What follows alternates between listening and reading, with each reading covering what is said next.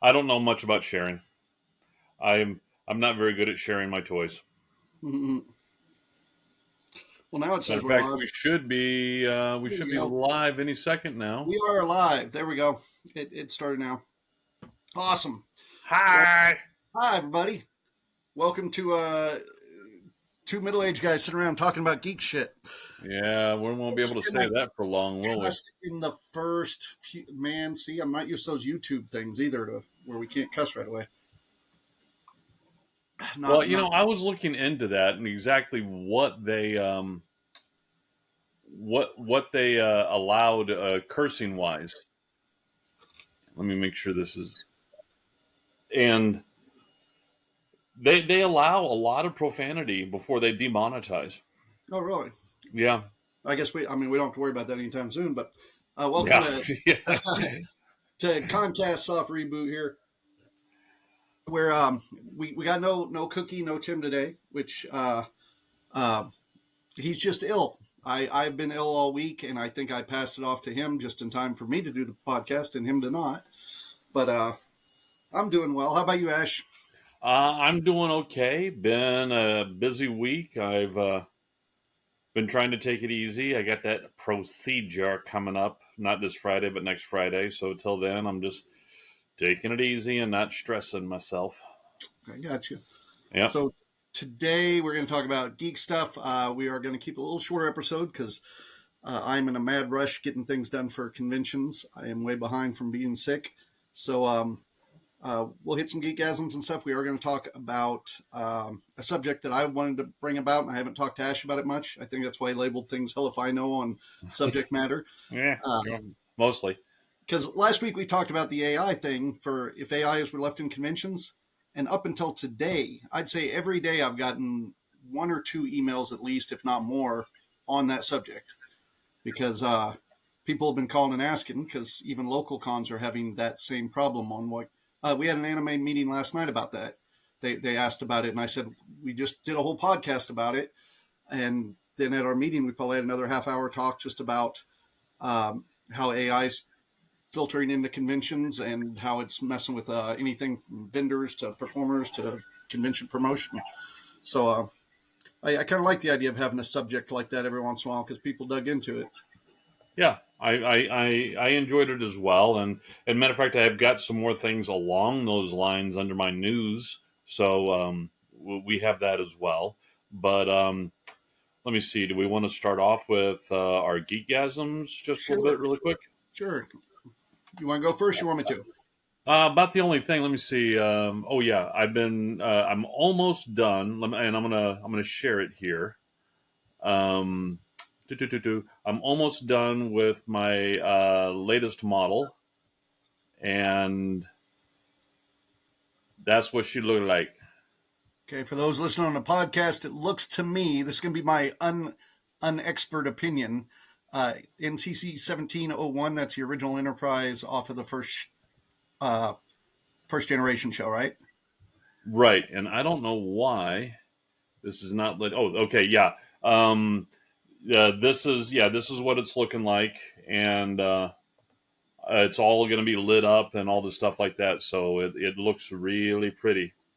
And I'm almost done with it. I've been working on it for way too long. Just things been pulling me away, and it's almost done. So I can get done with this and move on to my next model. So I'm very happy about that. And that's my geekgasm. Is this is coming to fruition? See, and that makes me jealous because you know how last week my geekgasm was they finally got a hold of me about my 3D printer? Oh yeah, It still sits here to my right, and I have not yet received another email from them. And I'm starting to get a little discouraged.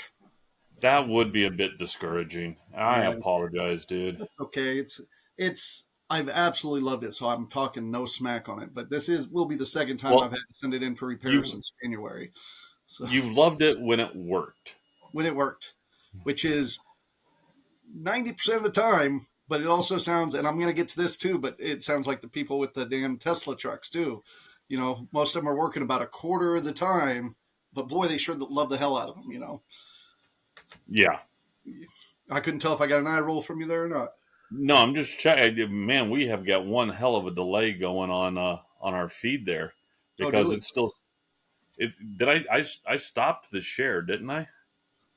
No, I've got subtitles on, so I can see that it is still talking. So it might make it a little hard for when people are watching for us to talk back and forth. Well, no, But it's not that. It's that it's got the screen. I mean, are you seeing the feed? It still has that the ship up there on the screen. On mine, yes, it does. oh yes, it has you and me at the bottom, and then the ship up there. Yep. Yeah. So All right, let me see if I can get let me see if I can get it to stop. I'll let you mess with the video while I continue with audio. Then All right. my geekasm was actually based on last week's podcast because Cookie was really wanting to watch the new Planet of the Apes trailer, Rise of the Planet of the Apes, and Right. he's organizing a watch party this weekend for the new movie. You have loaded up a I link. know, and I just really quick put it up there and see if it's going to come down. I actually And saw it before. It was your watch history. gosh darn it! No, don't worry, don't worry. My search history is pure as the driven slush. Yeah. So we Uh, got Planet of the Apes last week. We watched that trailer, and since we're all doing a watch party for it this weekend, I thought I'd better catch up on my Planet of the Apes because even though I watched everything right up until War of the Planet of the Apes. So we watched that last night, and yeah, made me go back and start looking at other stuff to make and it kind of revitalized me into how much I genuinely liked Planet of the Apes growing up. And I kind of just got a little disillusioned after a while. So now I'm excited again. Got my lore back up again.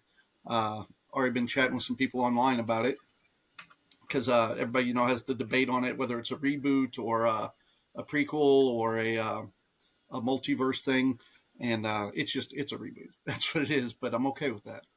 So man. there's just getting back on my Planet of the Apes stuff, which was good. Um, we get I'm sorry. I'm just trying to get it to not do that. And all right, so I'm going to be firing off another complaint to the people. All right, that's great. That's fun. I mean, that's what I'm paying a monthly fee for this thing to mess up. I'll make sure to I'll make sure to. Matter of fact, let me put a mark right here in the thing, and I'll send them the marker where I'm telling them that I'm paying way too much for something that doesn't work. Okay. Uh, yeah, yeah. I had that same problem with my 3D printer. I know where you're feeling. So yeah. um, So let me go ahead and play that video. All right, and since it's up there anyway, okay, and you can see the video that I was going to share. sounds good. All right, so let me. Space. Time. It's falling apart. The building blocks of the galaxy are getting mixed up. This doesn't make any sense. Worlds will change. People will change in ways we cannot possibly imagine. I don't love that. This is wild. X-Wing TIE Fighters? Ewok Bounty Hunters?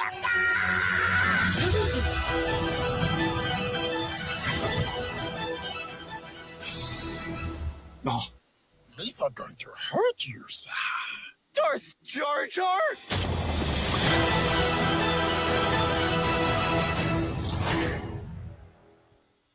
I did not know that existed. I know. I thought you would enjoy Darth Jar Jar. There's already two things I got to say. Number one, better than the Acolyte trailer. Number two, is that's the best Star Wars reboot I've seen in a while.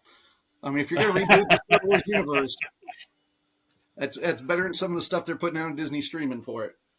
Man, I even closed the window and that thing is still up there. That's irritating me. I should have Um, sent you the new Mandalorian Grogu trailer as well. We could have covered that.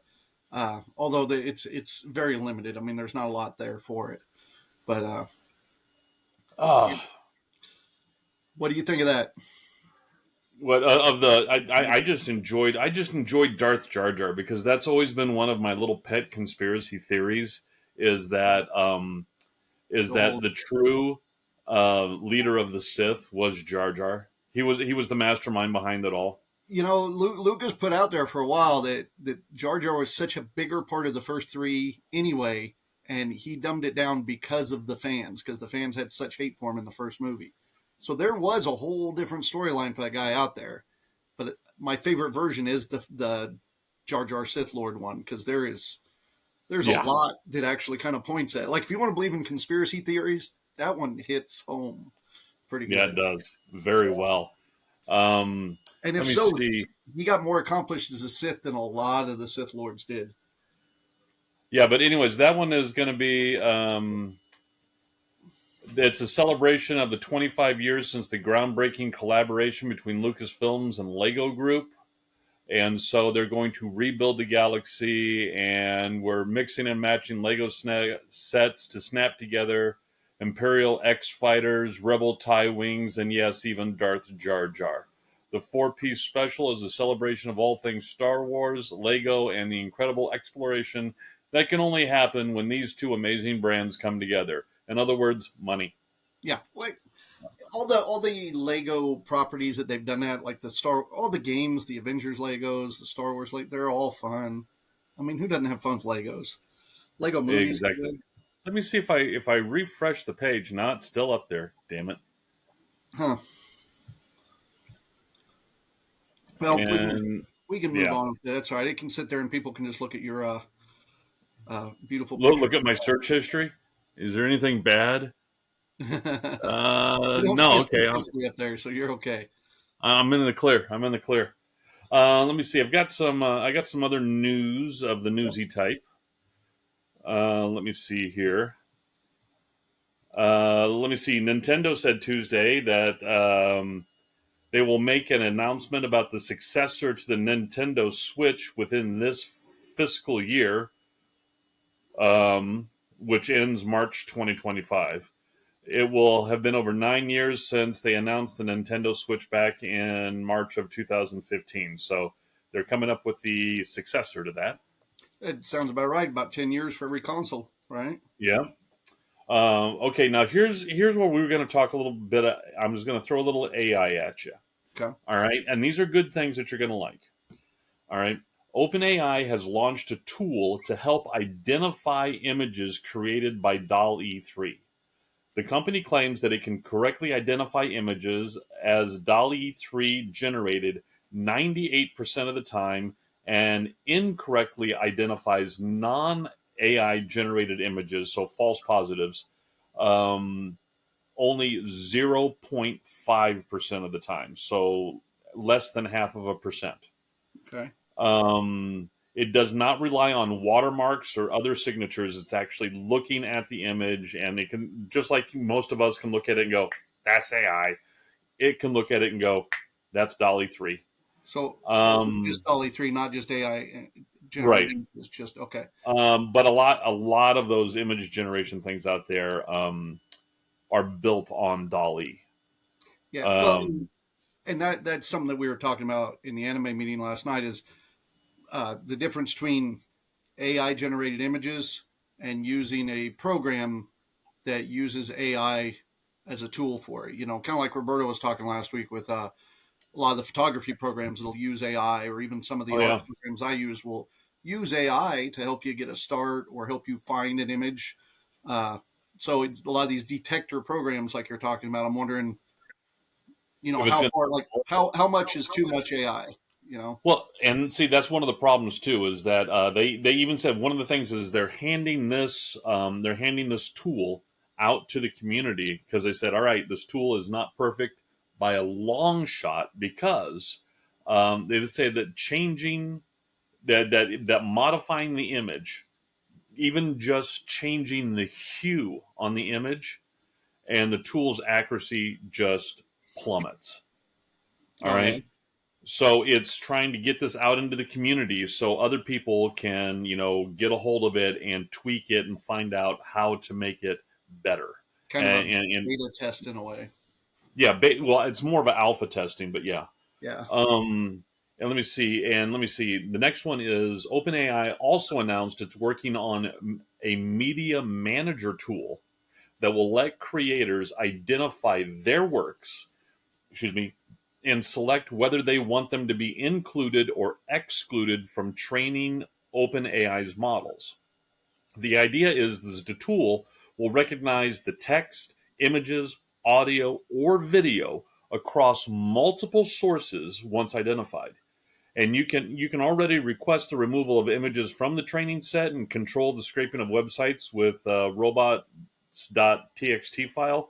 But this would go further, attempting to prevent or allow use wherever the work was found. So if somebody takes your image, I mean, like let's say you put up your image, all right, and you say, okay, no touchy AI, bad. All right, but then somebody copies it and puts it on their stuff and doesn't put the no touchy up, um, then the AI would scrape it. This media manager tool, once you enter that image into it, if it sees it somewhere else, somehow else, it'll still say, "Nah, that's the one I'm not supposed to be messing with," and See, stay away from it. I like seeing that because kind of like last week we were talking about how this stuff's already out there. There's no stopping it at this point, but Right. they can start setting some rules, controlling things, and that's the first rule. So even like you're talking on this, other people that are using AI, because some people are using it legitimately as a tool too, but they're all going to figure out ways to get around those. So it is going to be a constant back and forth fight. Like you're saying that if the image is copied and reused, then it wouldn't detect it, but now it will, right? Right. Right now it won't. All right. Yeah. But with this new tool, which won't be available till 2025 at the earliest, but with this new tool that they're coming up with, it doesn't matter where that image is found. If that image has already been flagged as a no touchy, it will not scrape it and not use it in its database. Yeah, that's good to know. Yeah, so they're trying to do stuff. I think mostly they're trying to do these things because they're tired of getting sued. I could Uh, see that easily. I mean, like literally, it's almost daily. It's like, and this company is suing OpenAI, and this company is suing OpenAI. They've got so many litigations going on right now, and some of them even want them.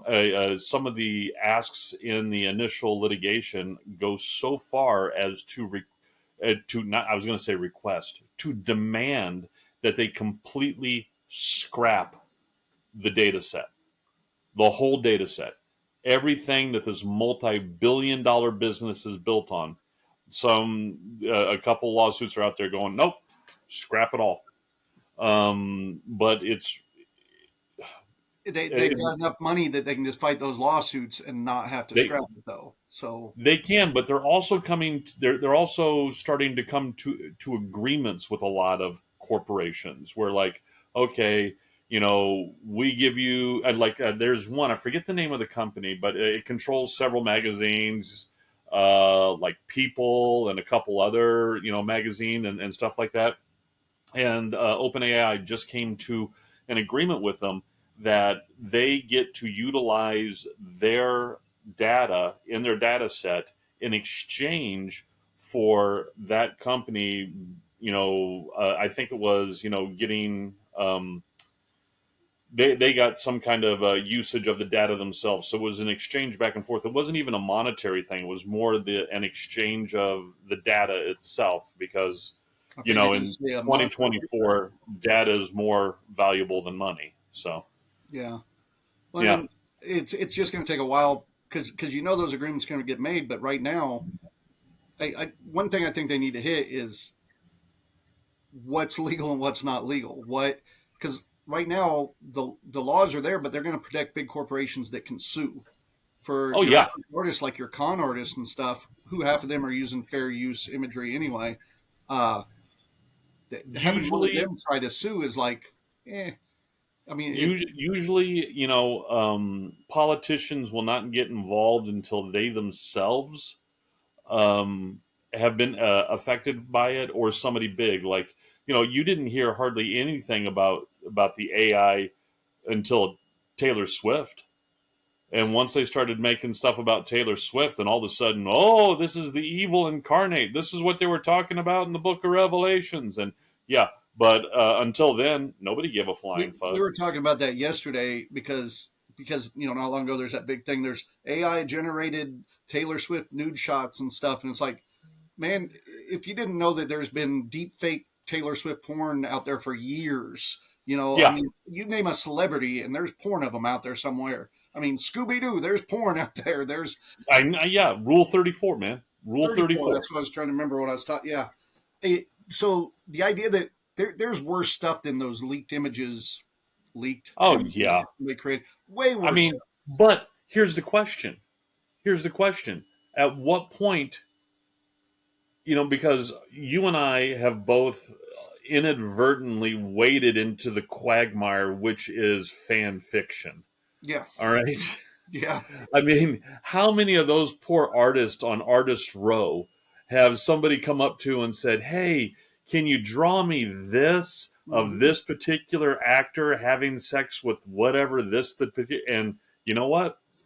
Money's money. Well, and I And won't some lie. of them do it, some of them don't. I buy a lot of prints just to support some artists, usually artists I know, but most of You the buy time, those ones. I know it.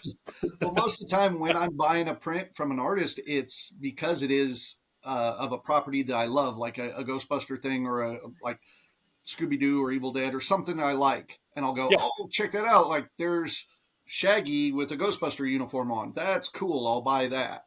Um, and I like the art style. So that's what's selling it, and a lot of those that's just fair use kind of stuff. So big companies aren't going after those little artists that are making that.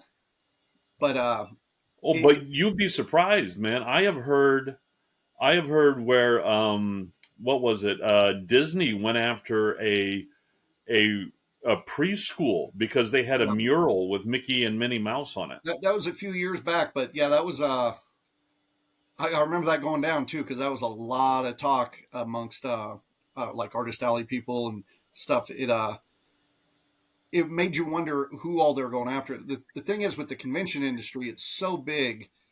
Convention and cosplay, it's so big now, and it makes them money. It's nothing but walking advertisement.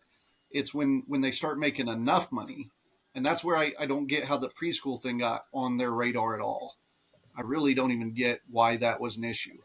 So I looked over to the side of the page. Space Nerds Fantasy becomes reality. Take a trip on the Clipper, and it shows a I'm picture sure of Mickey. if there's going to be something sitting there, I'm trying to find something that is not just a hold screen from YouTube. All right. Um, but yeah, we could. I fear that we could easily get back into the talk on AI at events and stuff pretty quick. Uh, but I know I want to hit a couple other news Oh, articles and and I have one other good, feel good geek news story because we all love Felicia Day. All right, this is she true. is the boss queen of geekdom. Well, Felicia Day has teamed up with Thangs, the 3D printing site, Yeah. THANGS, for printables, minis, and more. Uh, the 3D repository Things has announced a new partnership with geek media powerhouse Felicia Day. This collaboration, Felicia Day 3D, will feature a line of STLs co-designed by Day in collaboration with Moonlight Minis, Kaizen 3D Prints, and Memetics 3D. The rollout for this project includes models featuring Codex and Vork from the Guild. Yeah. Um, Singing Guild and yeah, Doctor from Horrible her. minis if From we're lucky. was that? I was singing Guild and Doctor Horrible minis if we're lucky. Oh yeah, the collaboration will feature monthly drops of models in cosplay, jewelry, tabletop gaming, and kids/toy categories. Access to the models will require subscribing to one of the two available support tiers. So it's basically like a Patreon. Right. $10 for basic access or $40 for a commercial license to reproduce and sell the models. Well, and see that wouldn't be so bad. I don't know if I'd want to pay the extra fee if it's just because of course with things you're going to get all sorts of other access. Just Felicia Day stuff would be a little tough. Now, if it was But all properties Felicia Day was involved with, like Eureka and Doctor Horrible, and you could get other characters and things, man, then I would be a lot more apt for it. well, and see that's the thing. is who they've partnered with is the what was it, the Moonlight Minis, Kaizen 3D prints, and Mimetic 3Ds. So basically, she's overseeing things. Like, let me show you the actual article here. And Doesn't show any like kit or mini pictures, does it? yeah, it does. Oh wow. Okay. So let me So share for all this the up. people that listen to just the podcast version of this, there's no way I'll be able to do justice and describe, I'm sure. There's like some of the jewelry. All right, and here is Codex and Oh, Vork from from the guild. they look pretty good. They look a lot like the design your minis you can get. Yeah, they look like what is that, Iron Forge or Yeah, whatever it is. Yeah. yeah. We So can just on basically, there. I have a feeling that it's going to be a lot of, you know, it's going to be like anybody who has a product line, like, any of the Kardashians or anything Right. like that, where, matter of fact, that's a good one to leave that on. Um, Yeah, I'll say where, he looks a lot more buff there than yeah, and she where, looks a little more where racked as well. you know the Kardashians are not like Vera Wang. They're not actually designing the clothing. They're just and I'm sure, because apparently Felicia Day has gotten into 3D printing. Apparently she got herself a bamboo with the multi thing across the top. Well, I'm sure like, Um, she's a legit gamer and stuff. Oh, she's Yeah. she's a legit geek. Matter of fact, if I remember correctly, the reason that she did the guild is because she got so much into World of Warcraft that it almost completely destroyed her acting career because she got buried in it. I've done some shows with her over the years, and like back in the guild days and stuff, man, she was a lot more just like a geek in the and I feel like she's probably that way. If any of you other people out there have done shows with her and stuff, I would be real curious. She seems real geeky, but lately, the last few years when I've seen her at shows, very closed off. Well, she became closed off when she had her kid. Yeah, All well, I right, can see that. I can and see when that. she had her kid, and the thing is you never see her child, and so she does not want her child to be raised a Hollywood kid, and so you don't see the child in any photos, videos, nothing. She short form videos all the time, but her child is never in it, even though she'll talk about her child. And I think that's one of the reasons that she's become more closed off. One, because, well, also one, I mean, look at all the individuals that don't shower and never use deodorant that she has to deal with. I'd become closed At a off too. convention, what? No. No. And but the other thing is I think a lot of that is because whenever she goes anywhere, she has her child with her. All right. So as soon as she's done doing whatever she's doing, she's back there being a mom. So That I would think make that's a probably lot. the reason she's more closed off. That'd make a lot of sense because I talked to her back in the day, but every show I've done with her since then, I don't think we've exchanged a word or anything. And it's nothing. The more popular you get, the more directions you get pulled and things like that too. Oh yeah. And and there's only so much. I mean, hell, she is like I said, she's the queen of geekdom. I mean, she is to geekdom what Kaylee was to Firefly. Oh, just worth watching. What What? worth watching is that? Well, no, I mean she was just the cute heart of it. Yeah, yeah, I could see that. Yeah. We were having a conversation the other day. It's kind of relevant to this too because I she wasn't in the mix because we were talking about people like Ryan Hey, Reynolds, Megan. Henry Cavill, and stuff like that. That Yeah. if you ever notice, a lot of the stars that end up standing up for properties that they're in, whether it was Lord of the Rings or in the Marvel movies and stuff, the ones that end up standing up for properties are always people that are like geeky fans. Yeah. Like geeks are the ones that stand up for stuff, and actors, normal actors, sometimes do, sometimes don't, but for the most part, like if you were going to sit around and talk about actors that do that stand up for what the fans want to see in movies, it's almost always a geek. Somebody that's like a gamer or a comic book collector or something like that. Somebody It's because they have immersed themselves in it enough that they've become emotionally invested yeah, to the point that they are more concerned about what they're emotionally invested in than they are about the money. yeah. I feel like it's more for the fans or for the property itself than it is about the money at that point. Yeah, I mean, there's videos and with money, I money, I money. would not necessarily say it's for the fans. I would say that the fans are incidental just because the fact that they themselves are a fan. All Oh, right. Randy's on here. He said Henry Cavill, which Yeah. yeah. Oh, and Megan says hi. Well, Henry So Henry, Cavill you and watch Mystery Star. Yeah, I said hi to Megan before. Yeah. I'll Um, just and let me see. Vin Diesel. Apparently, he is like uber into D&D.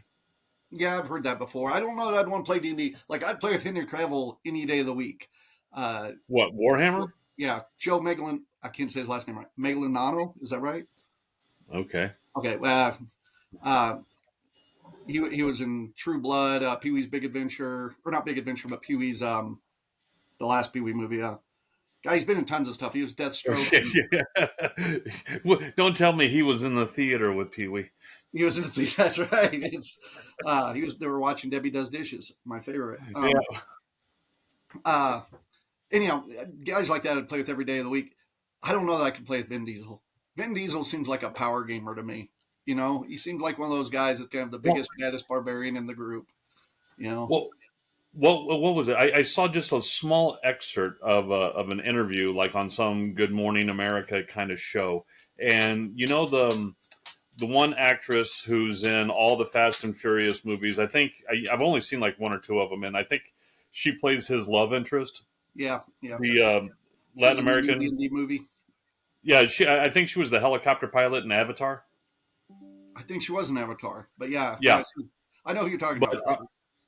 yeah, apparently she was talking about she had because they're friends. She was over at Vin Diesel's house, and somehow they got on the topic of it of RPG, and he's like, "Oh, here," and he opened up like like a woman opening up the closet full of shoes from Sex and the City, or man opening up and showing the whole Jay Leno showing his garage. He Right. opened up a closet, and it was just like a library of D&D modules, books, minifigs, all this stuff like that. And what did she say? She goes, "Oh, that's when I found out he's into it.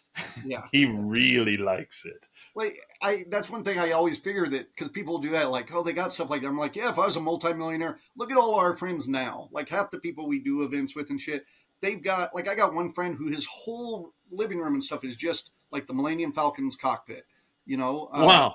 I mean, hell, this room is just like a little shrine to Ghostbusters alone. But so many friends of mine have shit like that. My craft room here is a shrine to my wife's sewing. But I mean, and we're all poor Midwesterners and stuff. So it's if I was a Yeah. multi-millionaire and I gamed, I would go, oh, you're not a real gamer unless you got a whole fucking room full of minis and shit. It's that. Not saying you got to go buy it, but if you were really into it, I think that doesn't surprise me if you had that kind of money. You know what I'm saying?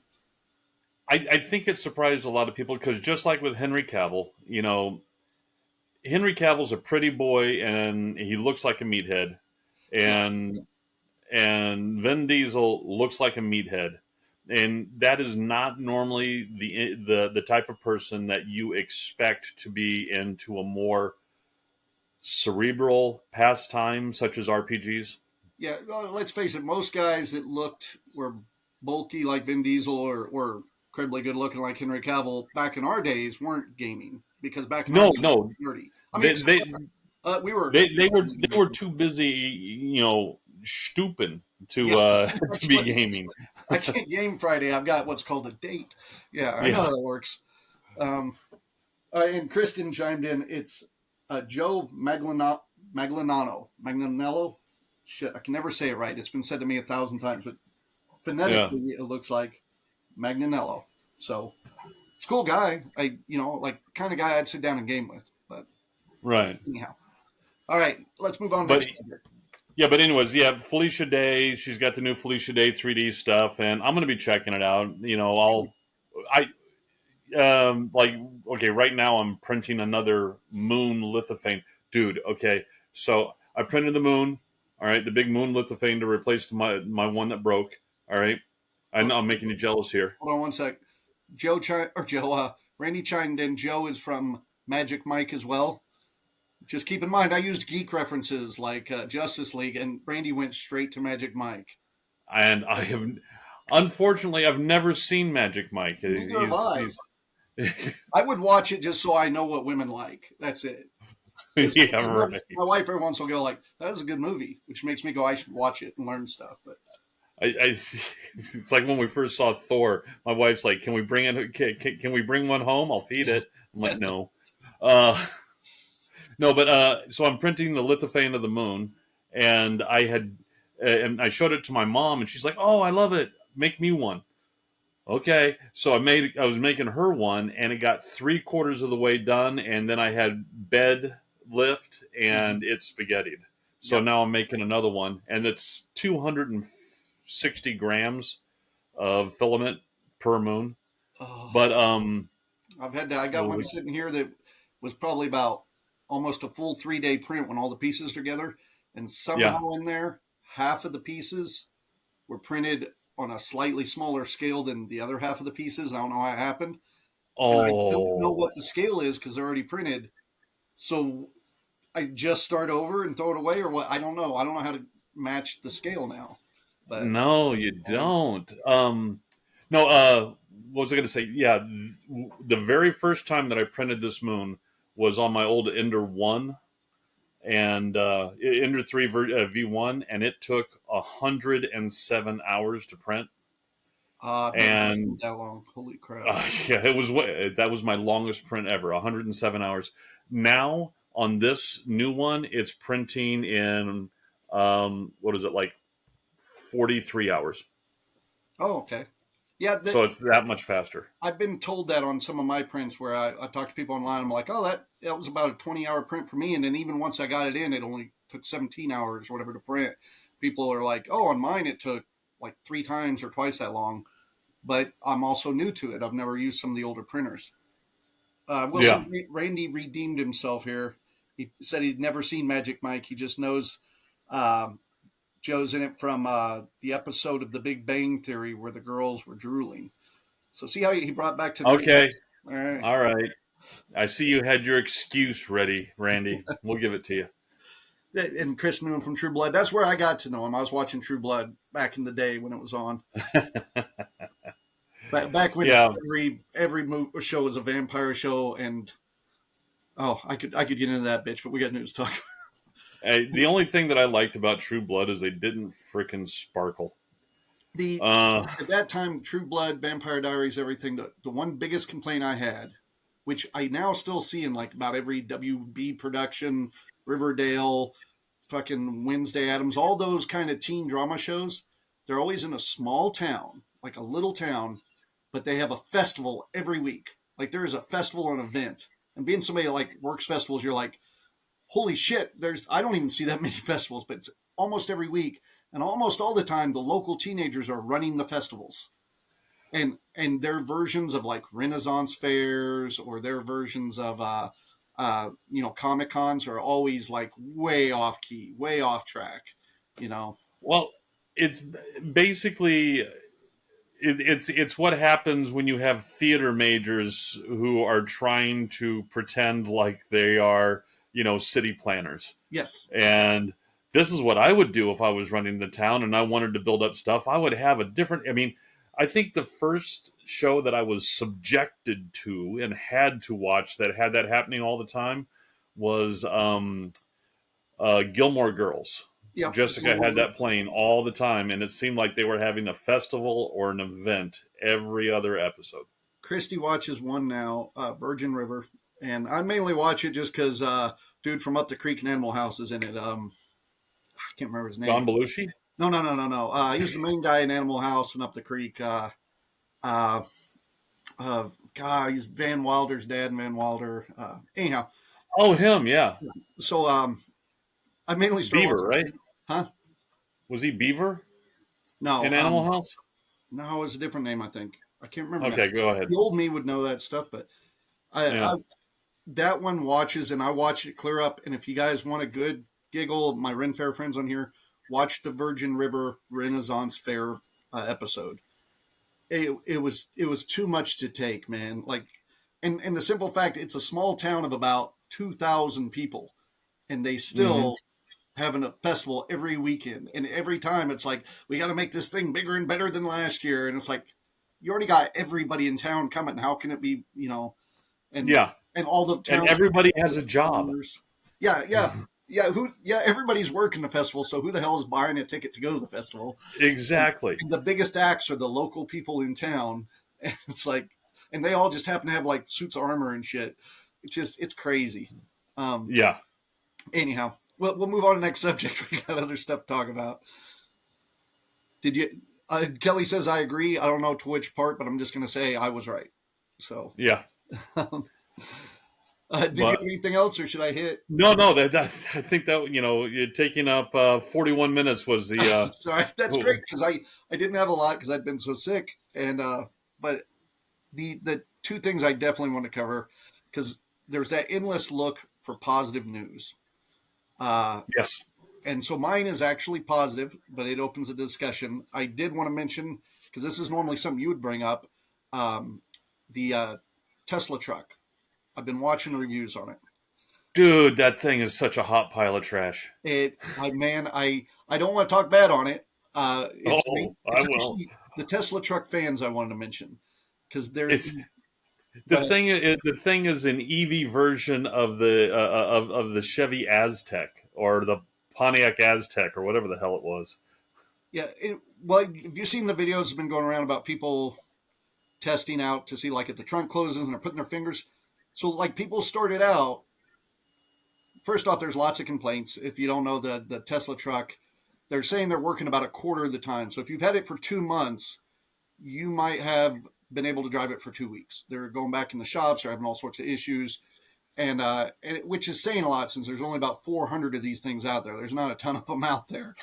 Um, but so they've got this thing to where the trunk's supposed to see if your finger's in there. So Yeah, people were putting carrots in there to see I if saw it that. closed, and pretty much across the board, the trunks are just snapping these carrots off. So everybody said, "Well, but what if it was a finger?" So then people are sticking their finger in there, trunks closing, and it's hurting people. It's not like chopping fingers off, but it's hurting them. So everybody else's reaction is goes, well, then I'll just film myself doing it on mine. So people are watching that this is happening, knowing that everybody else is getting their fingers caught in their trunks, and they're still doing it. And my problem is these are people that got $100,000 to blow on a new Tesla truck and wait a year for it, and they're smart enough to stick their fingers in something that they know is going to hurt their finger. What the hell is wrong with society? Is what my deal is. Everybody wants their 15 minutes, dude. Oh God. And they're not and everyone who did that is not good enough looking for an OnlyFans page. So That's this it. is how they're doing it. Well, I was watching a video of some guys I, covering it earlier, and they I, said, I saw one where a guy had taken a picture of the rear of the it was either the rear or the front. It's so hard to tell on that piece of crap. Taking a picture of it, and he's like, I literally thought this was the dumpster in the parking lot and was about to throw my bag of trash into it. in the And you're front, looking at it, you're like, except for the license plate, that looks like a freaking dumpster. yeah. I I gotta say, I'm not a big fan. I'm not trying to bash on them. It's just it's I crazy am that they're such a big deal. I And am a huge EV fan. You know that. yeah, yeah. All right. That's why I I, figured. I would I would love to have an EV, as one of our cars, have an EV, just a good, it's just, and even that is a hot piece of garbage. Well, and That's even all there is to it. most of the people that have them are still. It's like they're too embarrassed to say maybe this was a mistake because they're still The praising them. Like, Emperor's new clothes. yeah, yeah, yeah. That's a good example. Some guys I was watching earlier made the comment of, well, they'd probably be putting it up on OnlyFans, but the thing doesn't have an exhaust for them to stick anything into. So it's because they are so in love with these cars. Yeah, but I hear if you just splash them underneath a little bit, it shorts out. Oh, really? See, Oh yeah, apparently someone tried fording a puddle with it, and that was not happening. Kristen said she'd posted that. I'm gonna She assume. probably posted the meme that I saw. That was Okay. probably her. Yeah, sorry, I wasn't looking at the thing. So the subject I want to cover though, because I was looking for good news, right? And Yeah. unfortunately, in the comic book and pop culture world, there's not tons of new stuff. Some new What are you, trailers, some. what, what are you talking about? I just saw where they've greenlit a John Wick pinball machine. Oh, well, see, I didn't see this. Hold Yeah. on. I mean, we got they did official announcement, which was unofficial for a while, that we are for sure getting Fallout Season 2, which is to me Good. great. Uh, Good. I absolutely loved Fallout, but of course, even with that, it's the fans are divisive because like it was very well adapted, but it wasn't perfectly adapted step for step and included everything that all the fans wanted. So there's still Look, diversity and there's still people bitching, and it's like, holy crap. you're always gonna have some neckbeard out there saying that it isn't. No, the ones that all they have is Yeah, that. I know. Uh, yeah, the basement dwelling neckbeards who wear fedoras and say "milady." Um, The ones that talk not an accent at Ren Fair even when they're just buying a turkey leg. Those guys, I know. yeah, exactly. I shouldn't say Uh, that. That's some of my friends, and I was that guy at one point.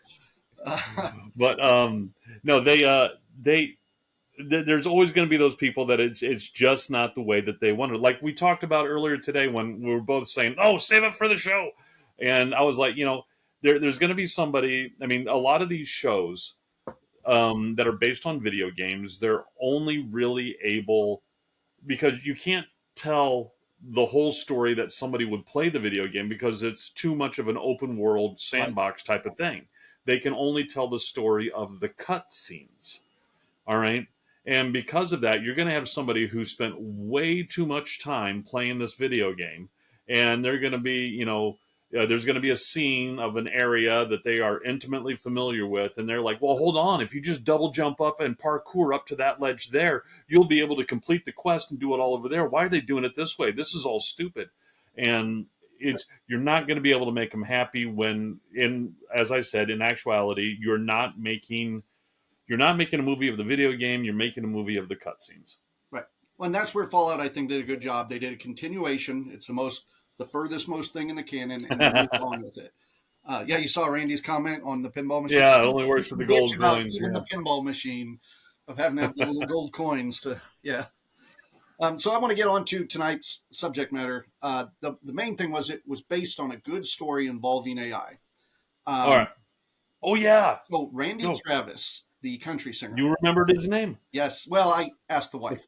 I knew who he was. I'm not a big country guy, but Randy Travis was big when I was younger, and I mean he was like a Taylor Swift in country maybe back. Nobody's as big as Taylor Swift anymore, but he was No. pretty big in country, and He was the Bieber of country. there you go.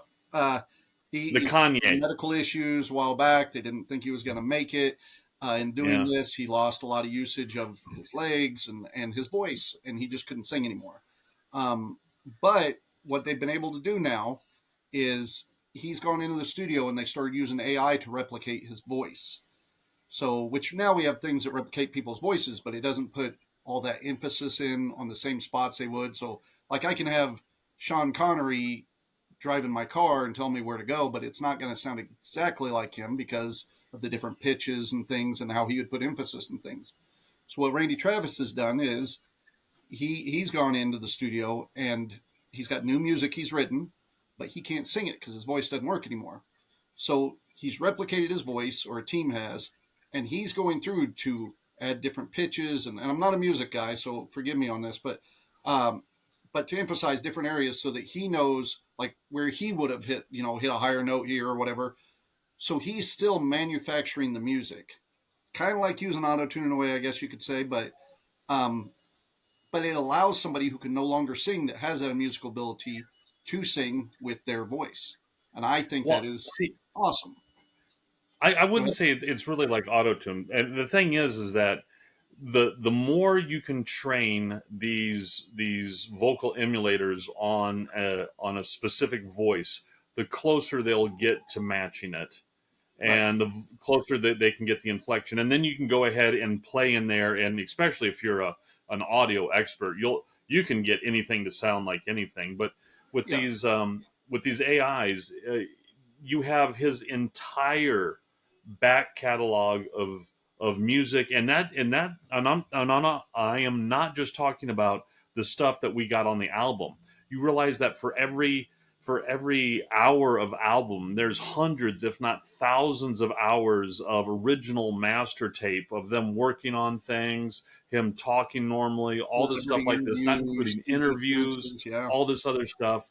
So they have all this, Back to the late literally, 70s with him. So, yeah, literally a mountain of vocal recordings of him to train this off of.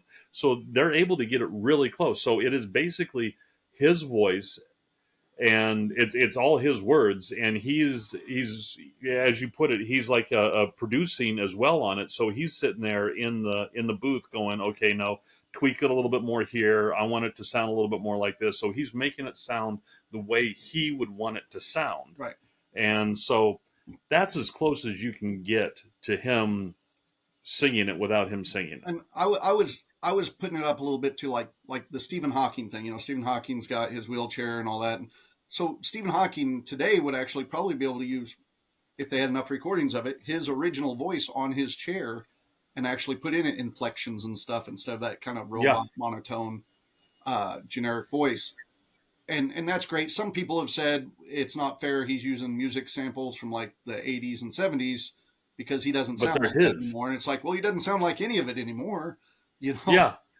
But this opened up the conversation too, and this will get into conventions, of course. But okay, so are Oh we? yeah, yeah, Randy. We've heard that stuff like that, and because Randy posted up that the downside to that, there's scams now that have what sounds like your mom asking you to send Right. money because she forgot her wallet, and it's an AI scam using voice technology, and Hell, they've had some where that's kids are calling mom and dad saying I've been kidnapped. yeah, and so that's the reason that smart people have a code word, you Uh, know. oh, Edward's on here. Yeah, he said I've heard of that, and but haven't run into anyone who's actually experienced it. Uh, Like one of the things that I've heard is, whenever you get one of those spam calls, and somebody is on the line, and they're immediately asking, can you hear me okay, can you hear yeah, me? Yeah, don't Right. say yes, or yeah, don't say yes, because then they have a recording of you saying yes, and agreeing to and they something. can use that to say, no, he said yes, so we're going to go ahead and sell him this brick for 50 billion. I've definitely had AI scammer calls, but I haven't had one that impersonates somebody's voice that I know yet, other than like No. politicians or something. Um, Yeah. but anyhow, so this opened up the conversation of, are we going to get, let's say, a new Elvis album, or like how Tupac's family released a couple albums that he had been working on after he passed. What's to keep them then from saying, oh, hey, after they hired an AI specialist to redo a voice, of saying, look, we found yet a whole nother album that Tupac had done, even if he had nothing to do with it, See, and the family who owns the rights to that voice put it out there. Do they have to declare this is it's the AI? reason Do they? this is the reason I think, from back when I was talking with that original news piece from OpenAI, where they're developing a tool that can tell whether or not something that was created at this point, it's just pictures. They can tell whether or not it was created by Dali. All right, that's the beginning of it. What's going to come later is actually being able to tell if something, anything, text, voice, video, pictures, is created by AI. And that's what we're going to have to start using. And so that way, if somebody releases something like those twat waddles who released an entire a George Carlin Yes. hour-long skit. That's kind of what I'm going to All get right, into the content. and Yeah. Sorry. they trained it on. But here's the thing. Here's the thing, though, is it turned out it was a lie. Right. It turned out it was a lie because they said that they had AI write the jokes as well as do the voice. It turns out they wrote the jokes. So where all of us before, and they're a comedy troupe. I mean, they're two Right. guys who do comedy, and so they said the AI wrote it, and everybody's like, "Well, these jokes suck." Yeah, that must be because AI wrote it. No, it turns out they suck. Yeah. They sucked at writing Well, and jokes. the Carlin estate got Oh involved yeah, it with came this. down hard. All that stuff will get clipped and put out there, and George Carlin will get credit for these shitty jokes and stuff, and they rightfully so. But imagine that scenario with the Carlin estate on board with it, to where suddenly But they're putting that's out stuff that George Carlin, quote unquote, wrote that he, obviously didn't, but they're saying it's missing stuff, and then they're making money off of that. But see, and here's my thought with that is, once again, with these tools that are going to be able to tell what has been done by AI and what hasn't been done by AI, it will be able to tell us, if because it, if they have some original jokes by George Carlin, all right, Mhm. then just publish them. Yes, yes. Don't don't put the fake voice doing it. But what I'm And so saying, if they come out with something and they put the voice on, and the tool can tell, okay, this is an AI voice, then we know F you. well, And that's what I'm we saying. are going to have to be discerning consumers is what's going to have to happen. Yeah, I mean, if that AI voice gets well enough to where you can't tell, and then, um, I mean, if the estate says he wrote the jokes and he didn't, that's all there is to it. I mean, we would never know on that. Well, that's the way it is now. Yeah, yeah. Technically, I mean, you could have a ghostwriter writing stuff, but I mean, I'm talking about doing it with people who have passed on in that case, in that scenario. Um, no, I'm saying no. I'm saying, I mean, it just look at how you always see it in the high class movies. Oh, we have in this expert who can tell whether or not this really is a Gauguin or a Picasso, right. and not a fake. And it's going to be the same thing. You're going to have to be able to tell whether it's a fake or whether it's a not. We're gonna have to rely on the public to do it. Um, I was, And we will have to be, like I said, we'll have to be discerning consumers. Now, Edward said something on there about voice actors have asked similar questions regarding their voices. Some corps are trying to buy voice rights in perpetuity and the right to train on unrelated work, real gross stuff. That was one of the things that they went to fight for in the recent actors strike and writers strike, was this kind of stuff. And that's the reason contracts in Hollywood have changed, because they were trying to buy and just get these people who are just starting off and get them to basically sign away the right to themselves forever. Disney's doing that And with so just about everybody they're signing on now, and that's yeah, one but reason. not since that strike. Well, That they're strike, talking right that now now about the Screen Actors Guild and the Screenwriters Guild, they have put the kibosh to that. bringing out a Luke Skywalker, like I'm assuming it's a movie for streaming, but a Luke Skywalker movie, all AI generated, no Mark Hamill in it at all, right now, which I think the fans would turn on while Mark's still alive. But I mean, that's pretty much what they did with Mando, with him and Mando. Is Mark Hamill behind that though? He signed away his rights on it. At that point, that's where we, the discerning consumers, have to vote with our dollars Yeah. and not go see this crap. I mean, we did that with The Flash. All right. I so bad wanted to go and see Michael Keaton as Batman again, Hmm. but I absolutely refused to because, Douche Canoe was in the movie. So I wasn't doing it. Yeah. And And to be fair, yeah, so you didn't miss much. It's one of those movies that we should get drunk and review sometimes, because there is so much stuff in that movie that you oh, just we go, would, holy crap, dude. if we were actually monetized, we'd be demonetized so fast if I Oh, got come on. drunk and reviewed that. So anyhow, so we started talking about this subject right here. And Yeah. of course, that got brought in like, oh, is that going to affect cons or anything? And it's like, well, probably not was my initial reaction. And then the conversation went to there's a girl, April Gloria, that we've worked with before that has been getting a lot of traction for being a Taylor Swift impersonator. And we kind of talked about that. Doesn't really sound like Taylor and things. And it's like, well, with that AI, she could. And then we started talking about people like I've been at shows with Kevin Hansen, who will impersonate Sid Haig a lot. And I've been at shows a couple times where Sid Haig and Kevin Hansen are sitting at the same table. And because Sid Haig has aged, people will sometimes not even believe that Sid is Sid. They'll think Kevin is, and they'll insist. I've seen it also with the redhead guy off of Walking Dead. Been at shows with him, the guy with the chops and the mustache that got killed by Negan, Right. where his Now, impersonator looks more like his character than he does. now, I would like to point out Yeah, that this has always been going on. right, Back when I was with you with the WAGs. All right. How many fairs did we go to where they hired somebody who right. looked like Johnny Depp. yeah, like Captain Jack Sparrow. So and that came in because this week, for example, there is footage going around that everybody's saying Johnny Depp came back as Captain Jack at Disney World. Have you seen that? Or Yeah, you told me about that, yeah. and And to me, it's not. It's a non thing. But Disney's getting a lot of credit. Johnny Depp hasn't come out and said anything. Reviewers are talking about it. You can watch the video footage, and the guy would be incredibly convincing. Except for I've seen so many Captain Jack impersonators that listening to him, you're kind of like, he sounds like an impersonator. yeah. However, Now, go ahead. Sorry. does he look like Johnny Depp does now? No, that was my other thing. He looks like Johnny Depp did 5 years ago before the Amber Heard trial.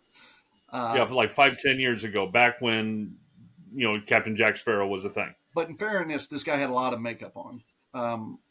So and when they're looking at the tattoos, and if one of his tattoos was missing, which a lot of the Johnny Depp impersonators I know go get those tattoos anyway, but like he had the lightning deal on his hand missing, and so then they just said makeup fixed it. So it's almost like conspiracy theory. But that also brought up then the question of, have you ever been to an event where you don't know if that person signing is that person? Like you go see. Like when I saw Danny Trejo the first time, I was like, there's no way that's fucking Danny Trejo because he's that tall. But no, Yeah. it was. He was a great guy and all that. But so you kind of don't know. Keeping in mind, like with Kevin and this guy from Walking Dead, they were getting people coming up and asking them for autographs to the point where I can't remember the actor from Walking Dead, he was starting to get upset because he was on the first floor. The guy impersonating was on the second floor, and he wasn't getting traffic because everybody was going up to the guy that they thought was the real actor. Yeah. So if the idea is if an actor was involved, wanting to get involved, have an impersonator going out, and cons right I now think are hiring impersonators, right. and they just have to say I'm a cosplayer. But they're hiring impersonators now that are going out and doing that. And when they're in character, such as Johnny Depp, at what point is it okay to say I'm this character? And at what point do you have to let people know? Kind of like with the AI thing. Do you have Yes, to? as I was about to say, we've gotten kind of off track of the AI a little bit here. Let's Yeah. bring this circle around. Yeah. So it's Yeah. and I'll bring the AI back into a little bit more. But so kind of like the AI thing. Yeah. At what point do you let people know? At what point do you not let people know? And then two, with those actors too, doing con promos, doing multiple cons, all this stuff. Now that they can literally get anybody to duplicate their voice for videos, to deep fake stuff. Dude, Half the time the actors don't even have to do it.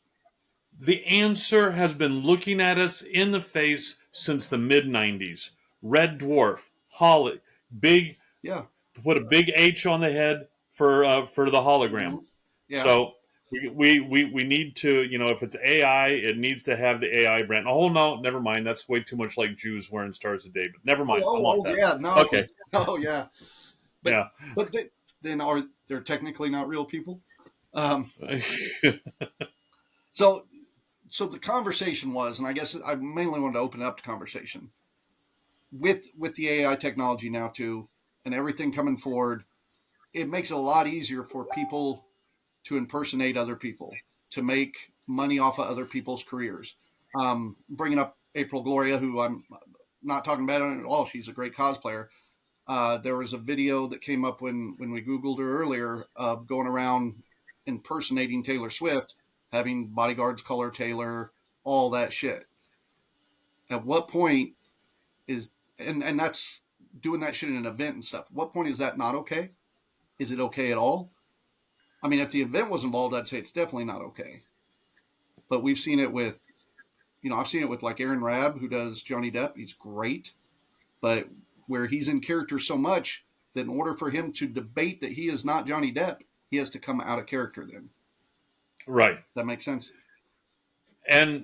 But see, that's the thing is, and here's the thing: if a convention actually had Taylor Swift They there, wouldn't have Taylor, but yeah. yeah, or Beyonce or whoever, or Johnny Depp, definitely would not just be walking around doing it. I mean, that would be a huge production. It would be a thing, but they would have a that's Jason the Momoa, point. for example. What? They would have a Jason Momoa, for example. So Well, if somebody like, I don't want to put names, but the reason I brought that one up is because there's a guy we do Ren Fair with that claims, I do not believe it at all, that he had sat in for Jason Momoa and signed autographs in an event once. And I can tell you who it is after this, and you'll go, eh. But he claims that. So let's say somebody was doing that. You had a body double signing autographs, impersonating you, that kind of stuff. Does that make sense? then that's just bad form. That is bad form, I would think. I mean, and that's the whole thing about it is that if you are impersonating, it should be known. I mean, there's at no point should you say, "I am," I am the real person. Right. You should, if they go, "Oh, it's whoever," hey, no, but I do a really good one, don't I? Right. And And I guess the way the subject matter came up was the twofold issues would be, one is if somebody's in character and they're playing a character. Like I don't know if you remember back, and some people watching might, back in the day when cosplay first became a thing. Like because it used to be not just cosplay, you had costumed entertainers and shit, but then cosplay became right, big. For many years there, like you couldn't put, like back in the days, you'd put, look, we got Spider-Man, Captain America coming to the event, and it would just be guys dressed as Spider-Man, Captain America. Now you right, can't do that. You have to put, we have, Thomas Green.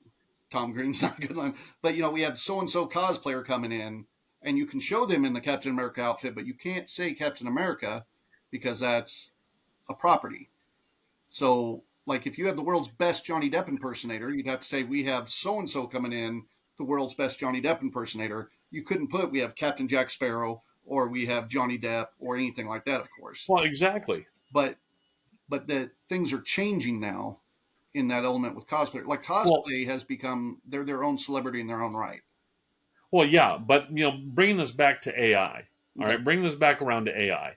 All right, right now, the multimodal AI that we're dealing with comes in four flavors. We have text, we have audio, we have video, and we have pictures.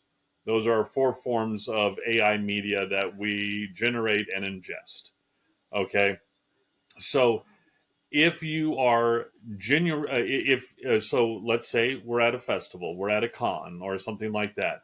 If somebody is, you know, is putting out product that is AI generated, they should be required Right. to have even just a little placard. This is AI. That's all. I'm saying that's all that's required is just a little placard says this is AI. And just like I said last time, if we had somebody who was a just like for tennis for the tennis the sneaker conventions, and they have people that go around and go, okay, this is a real Nike, this is not a real Right. Nike, Right. or whatever. All right, have somebody who can go around and go, yeah, that they're right, that's AI. No, they needed to flag their stuff. They didn't flag their stuff. This is their one yellow card. And if they get 2 yellow cards, that's a red card, and they get thrown out. I agree with that. That does put a burden on the convention of either having to hire a quote unquote expert or train your vendor coordinator how to spot that stuff. And of course, just like bootleg, you're going to get people coming out of the woodwork going, "Nah, that's not AI. Prove it." You know, and then you got to prove it on something more than an educated eye. Well, no, no. See, all you have to do is put into the contract when you have that vendor contract. We will have someone go around. They are the expert, and if they say you go, you go. Sign the contract You here. know, That's yeah. all you need. Well, All right. that's I mean that fits in real good with like last week with talking about the AI and the vendors. And I know we're not there yet with the performers, but with this Randy Travis thing, it kind of makes me feel like we're one step closer to being able to Even replicate that, the performance. even that is one of those four modals of AI entertainment ingestion. Right. Text, audio, video, pictures. All right. He is generating audio. All right. It's like I was telling my sister. All right. My sister, she teaches at at one of her many jobs. She's like a doctorate in nursing, and she teaches at a school that trains upcoming doctors, and she's having real problems with with some of these future doctors, trying to have AI write their entire dissertation, and she's had to come down like a ton of bricks, and she'll do it too because she's Yeah. like me, she's an Well, ass. I would hope so. Um, In that scenario, yeah, I would hope so. but as I was telling her, I was like, what this calls for is because it's going to be so difficult to tell, those four different forms, whether or not it's AI or not. It's going to be a resurgence, especially when it comes to her school thing. It's going to be a resurgence of the oral exam. You come in, we ask you questions, you prove to us, standing in front of us, you know what the hell you're talking about. And it's going to be the same thing here. I mean, yes, uh, Travis Quaid, whatever the hell his name is that you Randy were talking Travis, about. Travis great. Yeah, Randy Travis. He is making this, which is all fine and good. Yeah, and I Power think in to the that brother. scenario, it's great. Yeah, But it does open that yeah, door into, like Randy said, like watching a cover band. You know? yeah. Yeah. No, no. This opens the door to truly a handicapped individual reclaiming their voice. And that is what it's doing, which is great. Yeah, But for it him. does open the door to where, like when we had the hologram of Tupac, all of a sudden we're going to start, like if they did this for Steve Perry from Journey, who got voice issues, who had a beautiful, awesome voice, I would love to hear it. And even if they said, "Hey, we got the new Queen album and it's got Freddie Mercury's voice," I'd still listen, but it's not the same. At what point do they got to tell me, well, Freddie Mercury's dead, of course, but that it's actually Freddie Mercury or it's not? Kind of like with the They AI. should. It should be right out in the open. All right. They should not be hiding this at all. And but that's my point being is anymore. This is actually going to this is going to bring back a resurgence of the live performance, because then you will know with the live performance that this is the real McCoy. This is the real person really doing it. Unless they're lip syncing it. And you know what? You know? That's another thing that you got to deal with. And some actors, I mean, some performers lip sync, and some performers they do it in such a way that you have no doubt in your mind whatsoever that they're actually the ones up there doing it. Right, right. And I agree they should disclose it, but there's also we're not disclosing autotune all the time. We're not disclosing lip syncing all the time. It's just common practices used within the industry. You know what I mean? And now that we can Yeah, replicate the voices, it's not just going to be music. It's going to be, or it can be. It can be commercials, public appearances. It could be tons of stuff. Uh, it is going to be, and just like in the past with all these things, it's going to reach a certain point where humanity and the audience watching it builds up a callus to it, and it no longer penetrates and is as effective as it used to be. yeah, I mean, if you look at what we thought were great commercials during the Super Bowl, 30 years ago, nowadays you're like, what the hell? It was three frogs on a log saying Budweiser. What was the fucking deal? And Well, it's also what we had but to compare it to back in the day too.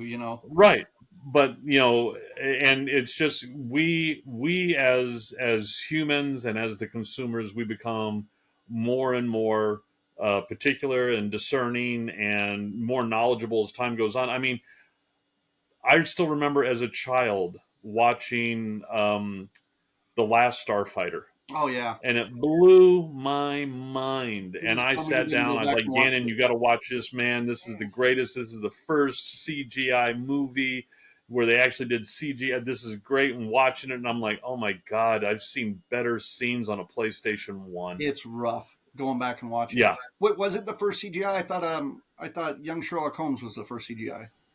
no, it was the last star. It was the Last Starfighter was the first one where they used actual computer CGI. Okay. And before that, the big one was Tron, but that one, as you well know, they did frame by hand Yeah. and Yeah. rotoscope that stuff. I tell the story a lot of where I got to watch him doing that because my aunt worked at Yeah, one Disney. poor guy in a hallway, One right? guy in a hallway at like a desk, like he was in trouble. Like we had to walk around him, and it's just one guy sitting there on his computer. I can't remember how he was doing stuff, and it just dumbfounded me that this major thing that was happening was a little bitty computer. It's not even like he had a ton of papers or source material, just one dude right there, and the whole thing was getting done right there. Well, at that time, Yep. but anyhow, All right. Anyways, we have gone 15 minutes over yeah. when you wanted to stop. Edward had said something I was going to ask about. Oh, he said that tech already exists. I'm assuming he was talking about the auto tune and the all that. But yeah, and it does exist. It's just those are things that we need to, if that's what you're referring to. Those are things that would be good reference material to keep in mind when they're making the rules now for AI.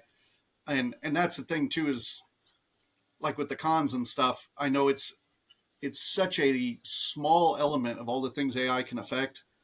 But like I was saying, even with Anime Fest, we were having a meeting last night talking about it because none of us know what to do, but everybody seems like the whole community seems kind of on the same page about stuff. Uh, but the community is not.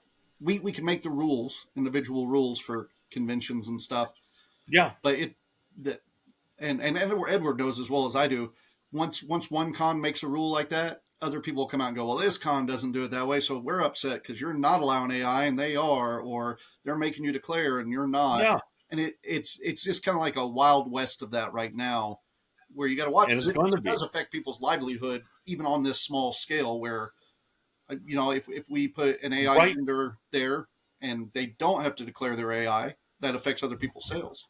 And if they do, Well, but here's the thing is that if we make it so that they have to declare it, all right, then the only person that it affects is the AI individual.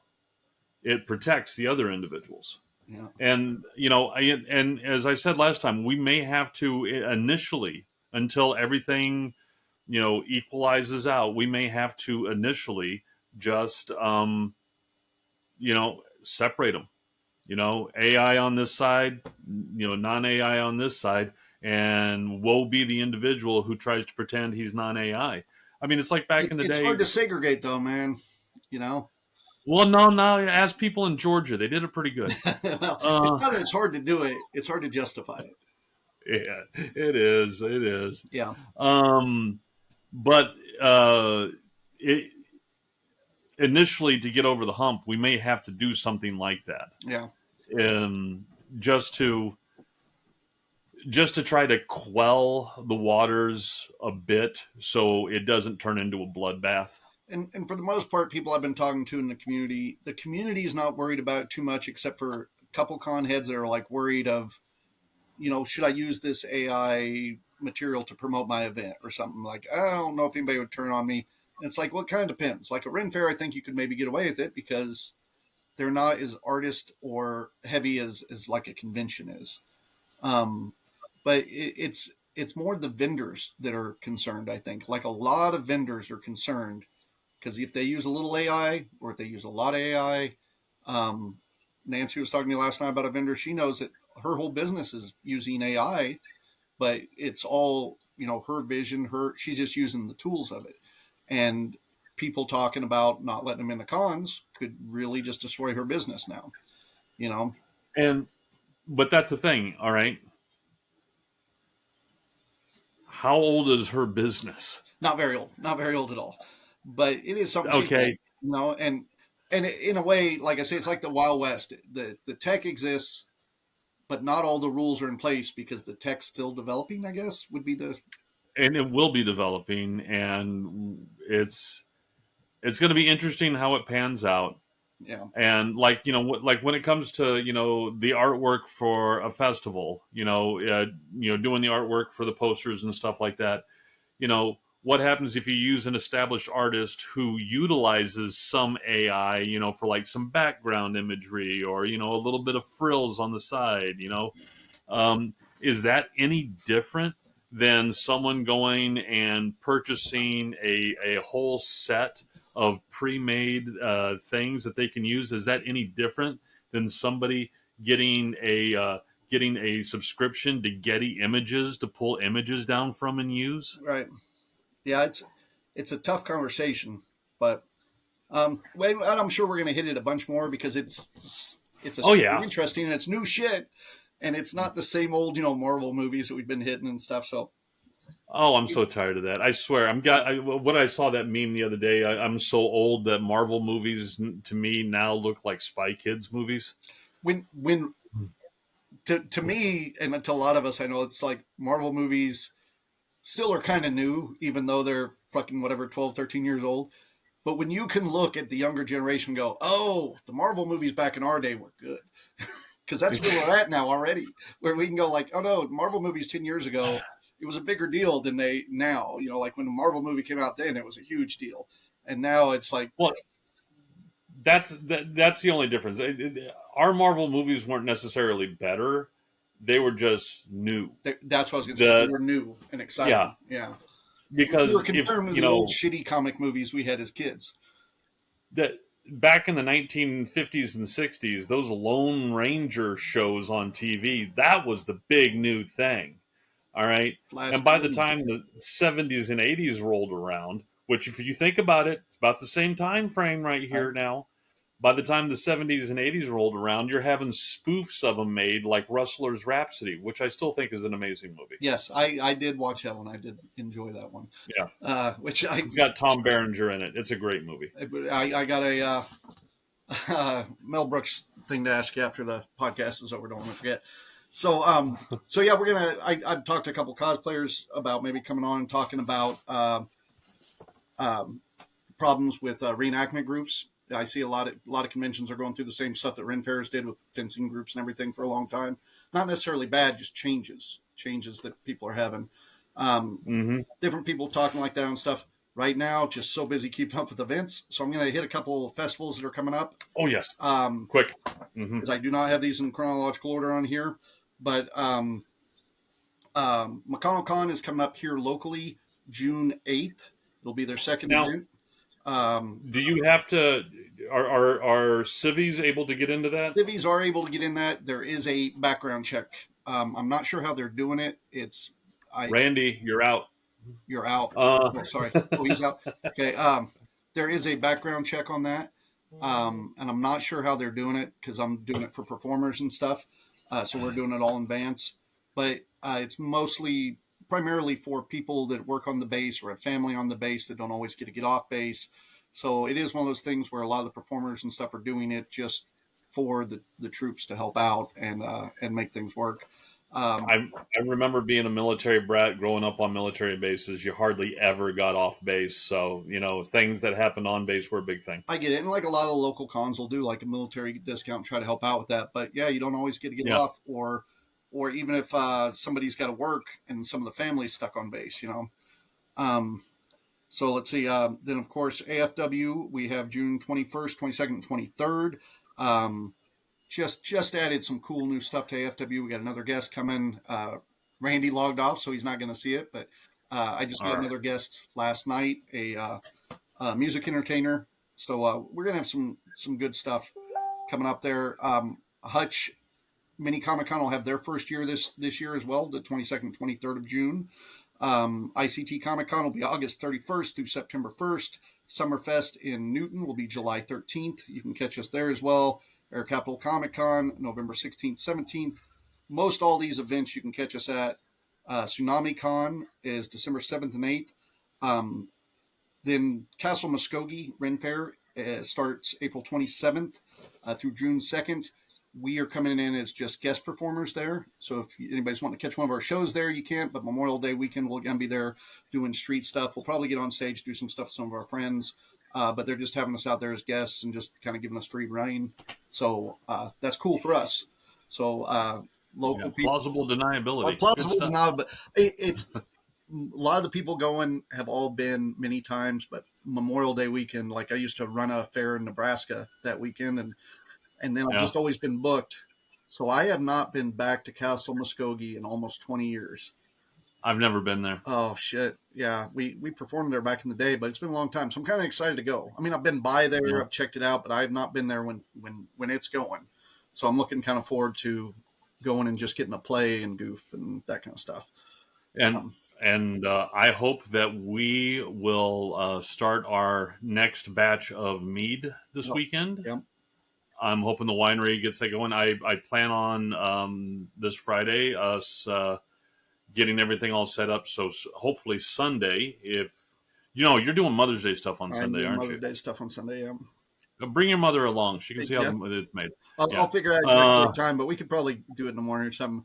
And for people who have been asking, right now we're pretty much making everything, I think, is how it's going down. This time I plan on, for this batch, we're going to do 2 batches of sweet mead and a batch of orange vanilla. Okay. And then after that, we're going to, then the next month we'll I plan on doing pomegranate every other month because it's not as big a seller as the sweet mead is. Yeah, it's a I don't want to say a girly one, but girls seem to like it better than the guys, and so many of the guys just want to do that Viking blood thing of give me mead. It's good stuff. It's good stuff. Yeah, I'm not up there selling it all the time. You're always up there talking to them, so I just know what I see when I see them walking off. So, all right. Having that said, guys, it was nice talking with you, Ash. Good talking with you. Lucky if you're watching, get to feeling better. I'm sorry I got you sick, and we'll see you guys next week. All right. Bye.